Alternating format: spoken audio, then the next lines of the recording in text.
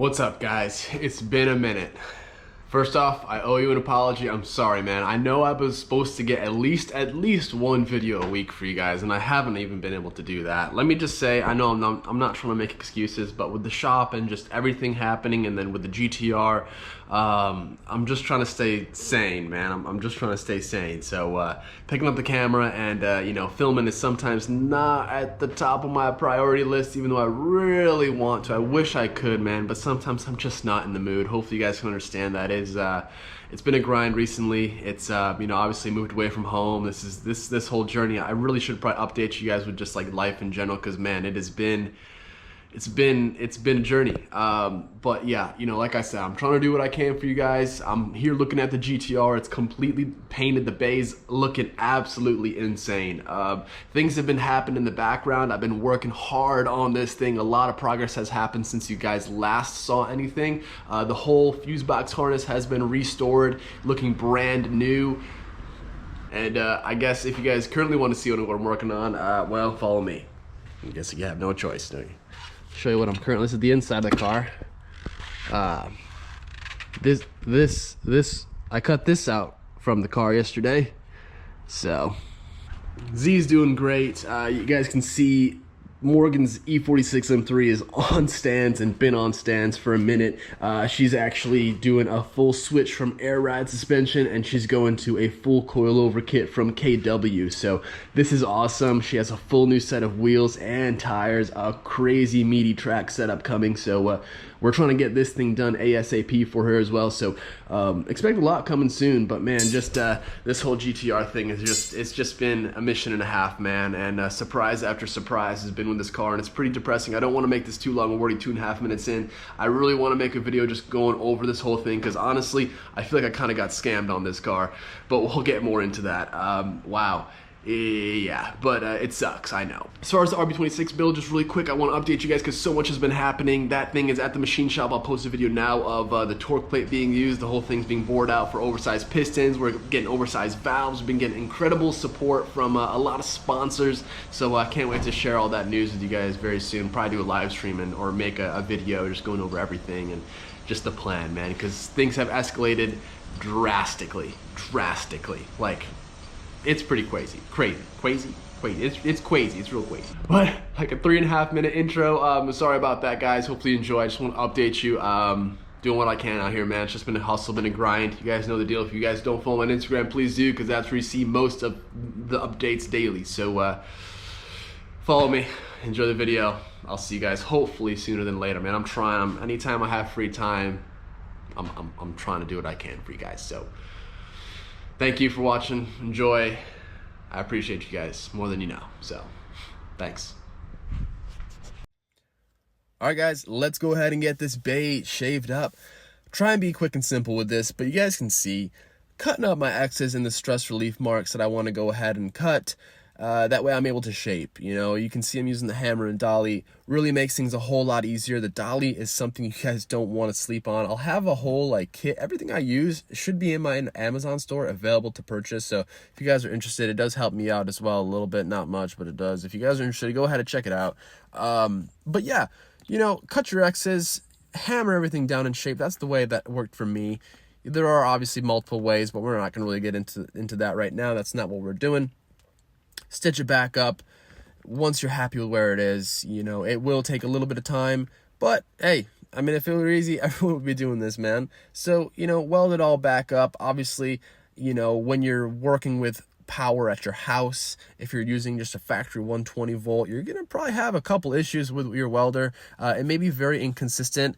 It may work for a while, no problems, and then you go to weld and it's just gives you no power. That's just the way it works, man, unfortunately. So you just have to battle that, work it out. You guys can see we've stitched up everything. There's a lot of work that went into this. If you guys missed the previous video, check it out, because that whole battery tray, serious mission. It was crazy come up, considering how bad it was.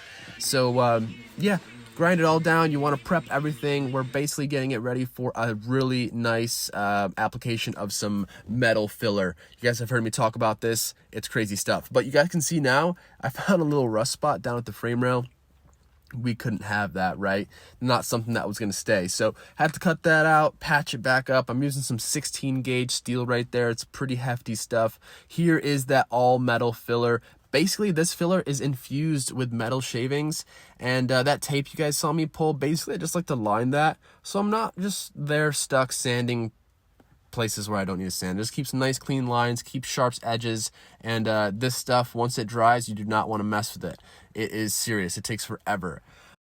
Now I decided to stitch weld the chassis, something I haven't done, but obviously just prep the area, get all the paint off, get all the seam sealer off. You guys know the deal, straightforward stuff, and just give a nice solid tack in between the seams, you know, kind of an inch apart is more than fine, more than adequate, and it should make quite a bit of difference. Now just basically grinding away welds. You guys can see some hole in the frame rails down there. There's a little technique, nothing too crazy, you know, you kind of just want to go ahead and basically build off of the weld. Now, you can use like a copper spoon or something like that, but, you know, sometimes you can't really get a copper spoon or a copper plate in an area, you know, like this frame rail. So go ahead, just start building off the side of the actual metal that you have to start with, and just take your time, build off that weld. You will make it around eventually. It just takes a bit of time. Now I'm working on just patching off the little side hole on the engine bay here. We're not going to be utilizing this anymore. The fuse box will not be entering the bay. So let's go ahead and patch it up. You know, obviously, again, prep your surface, guys. All paint off. You don't want any of that. Okay, yeah. Let me just cut this little...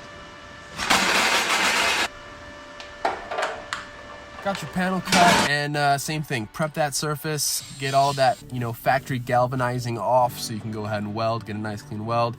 Fit it up, toss a couple magnets on there, go ahead and tack it up where you think you want it.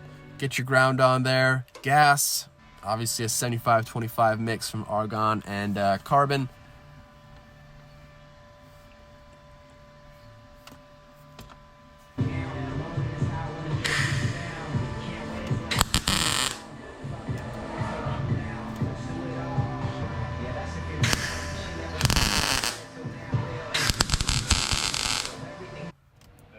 You guys can see all you know, it looks factory. Just, you know, no seam, got all ground down. It looks like nothing even ever happened. That's what we're after. And just went ahead and tossed a quick layer of this all metal filler in and out.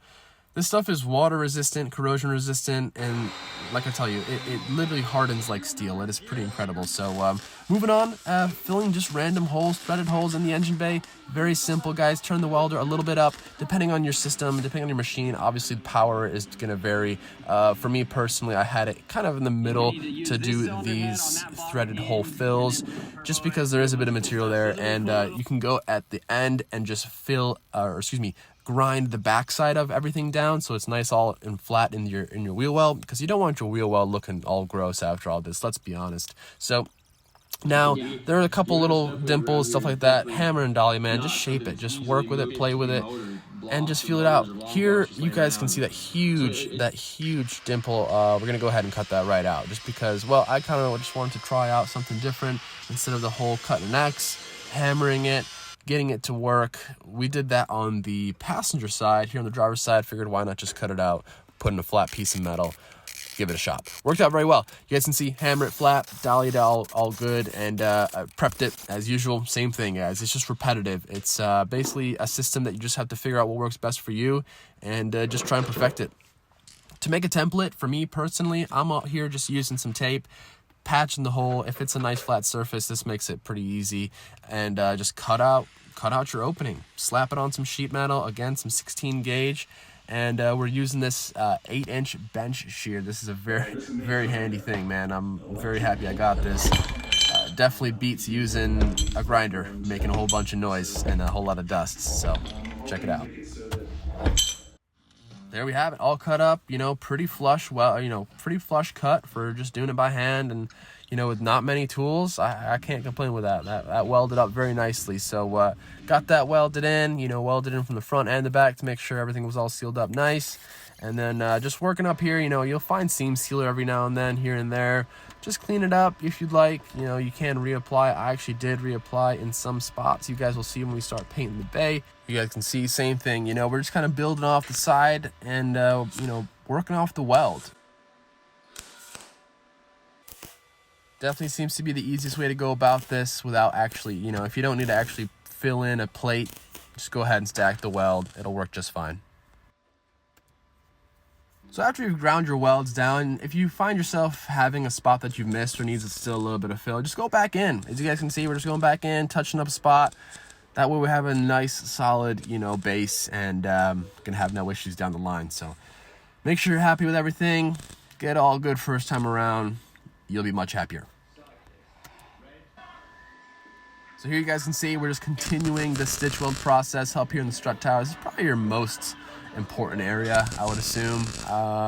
Again, you know, about 3/4 of an inch to an inch, give or take, apart, and you want to make sure you're getting a good weld. You don't just want to tack it lightly. You want to set your welder up where you can sit on it for a second, but obviously not blow through it.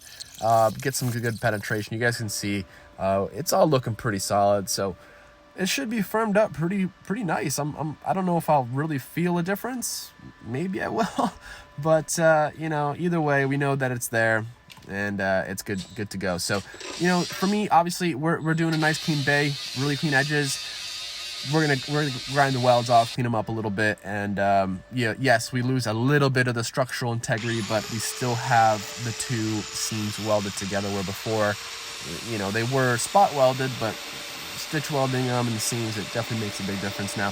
The tool I was using, that die grinder, taking a bit of a while. I have this little belt sander here, really awesome, with a 36 grit belt, and it really does good work of these little welds. So again, I'll have that linked down below for you guys to check out.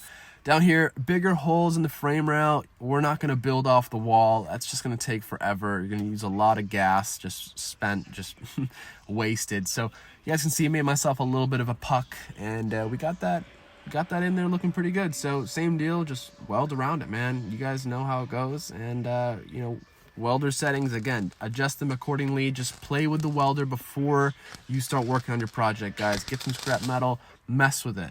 I can't tell you that my settings are going to work for you, because they probably won't, unless you have the exact same machine, the exact same wire size. And as far as wire size, I'm using a .023 wire. And my machine is an Everlast 140 MIG. It's a pretty budget unit. I'll also have that in the description on my Amazon store if you guys would like to go ahead and buy it. Grab it. It's like $380. It's awesome, you know. It does the job for the hobbyist. So here we are, you know, we're just touching up, and the tape, man, the tape is major key. We love the tape. Definitely helps out, saves us a bit of sanding. Just make sure you peel the tape off before it dries. You'll be good to go. So this is just a second coat, you know, in the spots that we just welded, and this stuff is the real deal. Do not worry about cracking with this stuff, guys. In my Z32 that I shaved the bay, I use just factory, just regular body filler for panels, not a metal filler, and have had zero issues in cracking. So the fact that we're using this with a seam sealed stitch welded bay, gonna have zero issues. And mind you, most of it gets sanded off. You guys can see a lot of it is taken off. You see a lot of bare metal in some spots, and you know, this stuff isn't see-through. It's not very transparent, so even when you have the slightest thin film covering the metal, you can't see the metal. So, you know, don't be fooled. There's very little material here, maybe a 1/16 of an inch. It's just basically used to fill up tiny imperfections.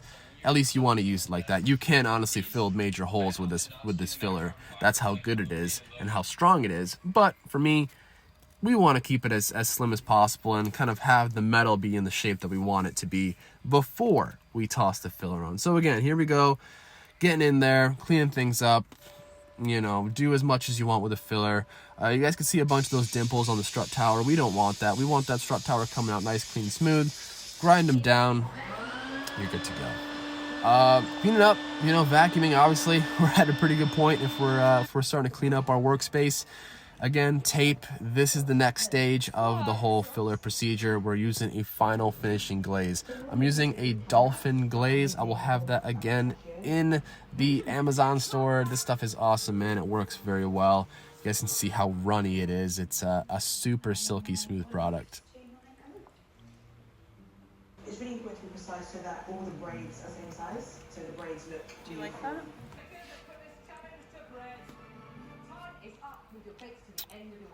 You guys can see just the way it applies. It's very runny. It works. It's very nice to work with. I can tell you that. It sands extremely easy. And again, you guys can see I'm putting a very thin film. There's really not much going on, and there's going to be even less when we sand it. You guys will see in just a minute how little is left. Basically, this is just to get rid of the 36 grit sanding marks, because we are using 36 grit sandpaper to go ahead and shape the filler to start off with, because like I said, man, you can use 80, but man, you will be sanding for hours. It is no joke. So again, just go over, fill any low spots, any tiny little dimples. This works great for it, man. It's a really cool product. So here we go, all sanded down with some 80 grit. Now we're down to 80. We're at that point where we're prepping for the primer. It's going to be good to go, man. We're not going to have those deep sanding marks.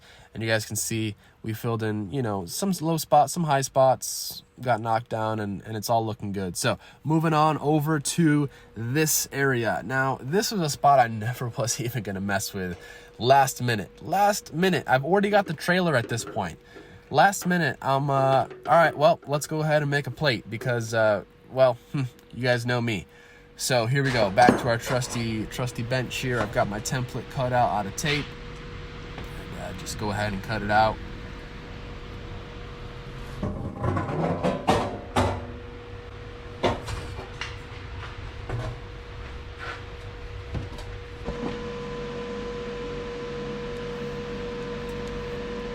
So again, you guys know the deal. We got it flush mounted. We're not overlapping. We're not underlapping. It's not, you know, we don't have seams basically on top of or underneath each other.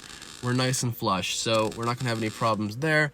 Get it welded up. Obviously a lot of that will be cut out. We still be using this for our intercooler pipe. It's just gonna be a different setup. So I'm gonna get this welded in, and we'll get our hole mapped out to cut out, get it cut out, and you guys will see very, very shortly how nicely this actually came out. I don't have much content. I believe I just took some pictures because oh yeah, and then we also found this, which actually turned out to be much worse.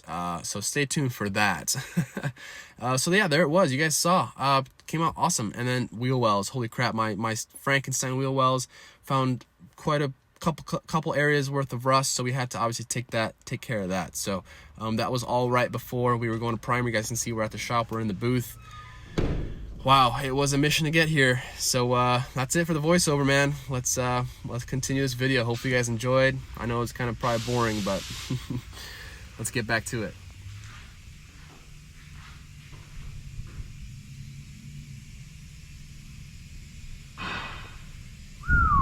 Oh, dude, okay.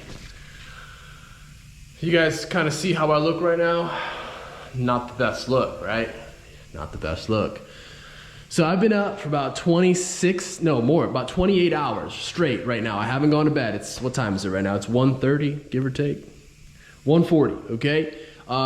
Yeah, man, if you guys have been following me on Instagram, if you guys don't, please do, because I post there multiple times daily. And if you guys are wondering what the hell what I'm doing and what's happening with the builds, that's where you're gonna see the most up-to-date frequent posts. So check me out on the screen, give me a follow, Calvin Malley. You guys know the deal, but holy crap, man. I mean, where do we even begin? Obviously, you guys didn't see. It's just one of those things. I don't really want to talk too much. I really just want to get this thing done at this point in time, guys. I'm so freaking tired. I'll update you guys on what the hell happened and what's going on with everything, because holy cow, man, this thing has just been hurdle after hurdle, speed bump after speed bump. So as you guys can see though, I mean, it's looking absolutely phenomenal. Oh, by the way, I'm really stoked on this. Can we just take a quick peek at, like, this looks factory. There's no seam, I didn't put any filler. Okay, I lied, there was like a little pinhole in my weld right there, there, and there. So a little bit of filler, but dude, that looks 10 times cleaner in my opinion. No need for that big old oval hole, and all we're gonna use is this front hole for our piping. And then as you guys can see, went ahead and cut my hole for our cold side pipe as well. So guys, let me go ahead and toss some primer on this thing. I'll catch you guys up later, because right now, I wanna do nothing but eat, sleep, and chill. My feet hurt, I've been on my feet for, I mean, dude, it's, the past 5 days, I've gotten about 9 hours sleep. So let's just put put that into perspective. But let's go ahead and scale and jamming, man. I'm very excited to see how this comes out. Morgan helped me out big time with the masking. Foil is your man's best friend, man, when it comes to masking. So give that a shot. It's cheap, it's easy, much simpler to remove than a bunch of tape and masking paper, in my opinion. So I'm gonna go ahead. I got my gun filled up. You guys are curious on what primer I'm using. I'm using a super ultra high build polyester primer. So this you can spray directly on a metal, you know, anything basically goes, and it's ready to rock. So I'm gonna go ahead, start spraying about 2 to 3 wet coats, wet sand it from there. Dude, this is, if I seem a little delirious or out of it, it's because I 100% am. So let's just get to painting.